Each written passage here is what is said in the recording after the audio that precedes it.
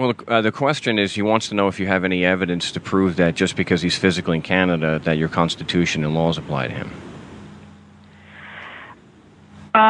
Yes, the Canadian Constitution is law within Canada. If this is a detax or tax protester kind of submission that's being made, then I can certainly advise that, yes, it is the minister's position that Canadian laws apply to people within Canada. We understand that. The question is, do you have any actual proof, any relevant facts that will prove that just because he's physically in Canada, the laws apply to him? I don't understand what you're saying.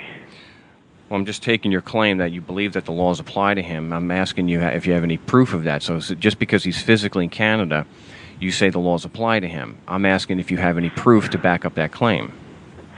Well, there are certainly decisions from the courts that have stated that, indeed, the laws of Canada, and in particular the Income Tax Act, are constitutional.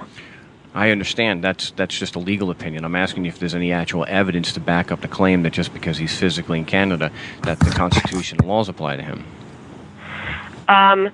Look, the courts have ruled that, again, the Constitution of Canada and the Income Tax Act are constitutional. That's really all I'm going to say on the matter. If Mr.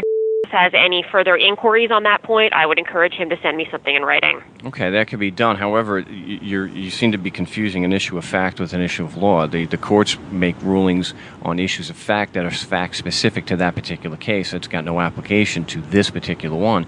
And whether it's constitutional or not is not the issue. That's an issue of law. We're asking an issue of fact. Is there any evidence to show that the Constitution applies just because he's physically in Canada? I'm sorry. As a lawyer, that question doesn't really make any sense to me. As I said, if Mr. has any inquiries along this line of detax or tax protester or sovereign citizen thinking, I would encourage him to send me something in writing, and I will send some correspondence back in writing. I think that's the best way to make sure that any communications on this point are clear. Well, and that will be done. But you actually don't understand when I'm asking for facts to back up your claim that the Constitution applies to him just because he's physically in Canada. That question makes no sense to you? No, legally that question makes no sense to me. What about in just plain English, in everyday modern English, does the question make sense to you? Look, I'm sorry, I don't like the tone that you're taking, and as I've stated with you, I'd prefer to continue this discussion in writing. If you send something in writing to my office, then we will respond in writing in kind. Well, my tone is still professional. I'm just trying to clarify what you're saying. It just seems to be that you're trying to dodge the question by putting a legal spin on it, that the question doesn't make legal sense. It's not dodging the question to indicate to you that I am prepared to answer your questions in writing, but not on the phone today. Well, in my experience, almost 100% of the time an attorney tells me to put the question in writing, they're not going to be responsive. Even if you give me your word you're going to be, and you promise you're not going to use a court citation to settle an issue of fact. And I can tell you right off the bat, this is not a sovereign citizen thing, and Meads versus Meads is completely inapplicable because those dealt with issues of law, and I haven't raised an issue of law with you.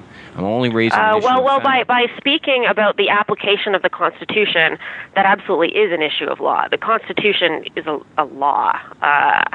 I mean, that's the way in which I don't understand how you're framing this. So, again, I will reiterate, please send your inquiries in writing. I am not prepared to speak to this at this time. So at this time, you wouldn't be prepared or qualified to present any evidence or relevant facts proving your Constitution applies to him just because he's physically in Canada? On a cold call, on a file that I haven't reviewed, no, I'm not prepared to speak to this specific file at this time. Okay, so if he puts it in writing, you are giving your word to be responsive, that you will not respond to an issue of fact or a question of fact with legal citations. You'll actually address and present facts, not legal conclusions or legal citations. No, I'm saying no such thing. I'm saying if he sends a question in writing, I will respond in writing. I'm not fettering the minister as to how the minister will respond to any question he poses. All I can do is give the answer that is my client's position and that we believe to be correct. That you believe to be correct and responsive to the question? I can respond to questions. But can you be responsive to a question of fact that is raised? I told you my position on this. And so you can send your questions in writing if you so choose. That's all I'm willing to say on the matter. So you're being artfully vague about it, which I get is typical of the legal profession, to not give a solid yes or no so that you can be held accountable for that later. But it seems to me that good faith dictates that if you're asking for it to be in writing, for us to go through the trouble to do that, you should be willing to agree that you will be responsive to the question. I will agree to respond to the question. If the question is a question that I don't feel is legitimate, then I will indicate in that in my response. I'm not going to give you some kind of promise as to the quality of my answer, because that will almost certainly be used against me. And considering, again, the adversarial tone you've taken in this conversation about the nature of the legal profession and the activities of lawyers, I would prefer that all further communications on this file be conducted in writing so that there is no misunderstanding between the parties or, accusations down the line concerning any miscommunications. Well, Ms. I've only responded to how you're responding to me. You don't want to answer that you will be responsive to a question. Now imagine if you flip that around and you're questioning me, and I tell you I will respond to your question, and you continually ask me, will you be responsive to the question, and I won't answer. I mean, wouldn't that raise a red flag to you? Would that seem honest and upfront and acting in good faith to you? I've provided my position, sir. But you're being Please send in your written answers or your questions. Thank you. Bye-bye. You don't need to... And hang up.